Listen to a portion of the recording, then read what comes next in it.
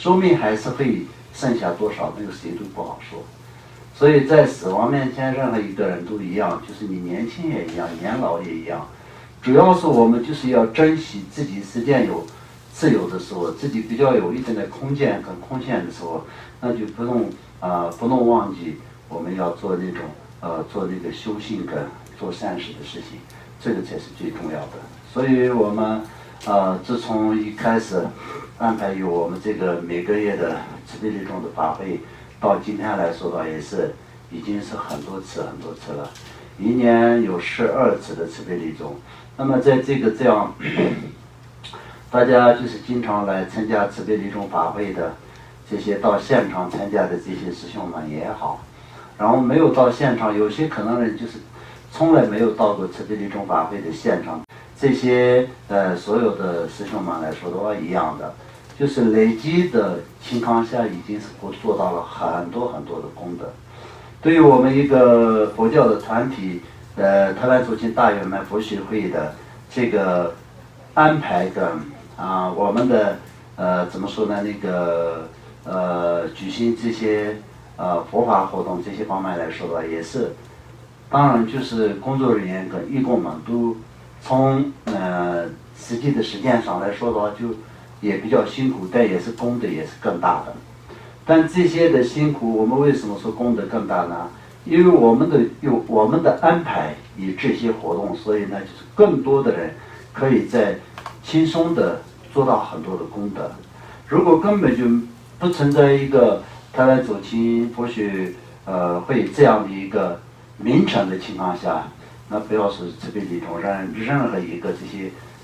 相关有关台湾祖亲有关系的所有的佛法活动都不存在嘛。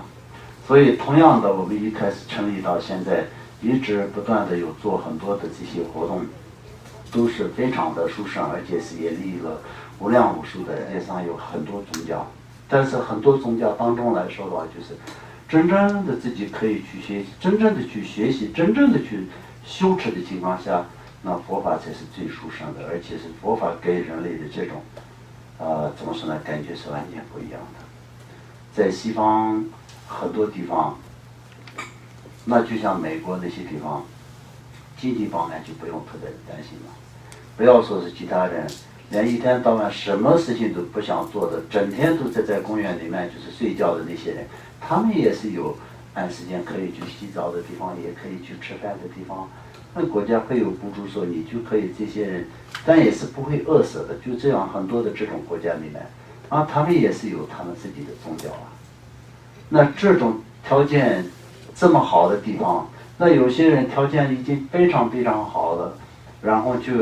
又得到了，就是从这个人生世界上来说的，应该是很快乐的嘛。但是一些得了一些重的病，像比如说不能治疗的，那么就是病、癌症等等的这些完全没有办法治疗的情况下，那他们最后的这种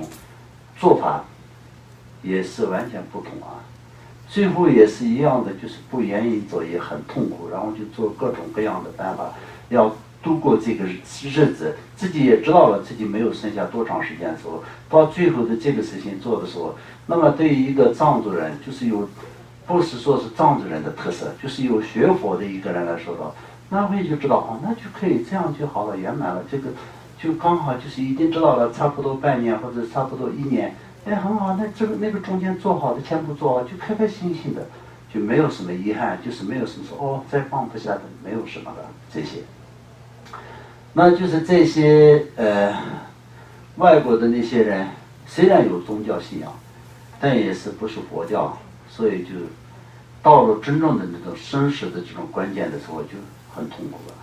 我听说我去美国的那个时候，好像是13年吧，那个时候。我听说在美国有一个非常出名的一个艺人，他得了癌症，然后就是末期，到最后就只剩下好像几个月或者什么，很多的钱。他呢就是他要度过最后的这个时间时，他就开很多的 party， 招很多的人，都是亲戚朋友也好，亲戚或者什么，后来就是要花钱雇人。然后陪他喝酒，然后就是那每天到晚就是他就是固定一定要有多少人在他的身边一起玩，那用这样来度日子。那这个我忘记了，时间有点长，但是他有一些从我们一个佛教徒听起来的话，就是有很多残忍的故事。我就从这样一听到的时候，就并不觉得说有钱就厉害，就可以就连死了之前也可以这样做，没有，我是没有这种感觉。我就想，这个人因为不懂佛法，所以就是这么痛苦。那我也问他说他有没有宗教，他是有信仰的。但是到了关键的那个时候就不一样了，所以我们遇到了佛法是非常殊胜，所以呢，就是以后也一样，尽量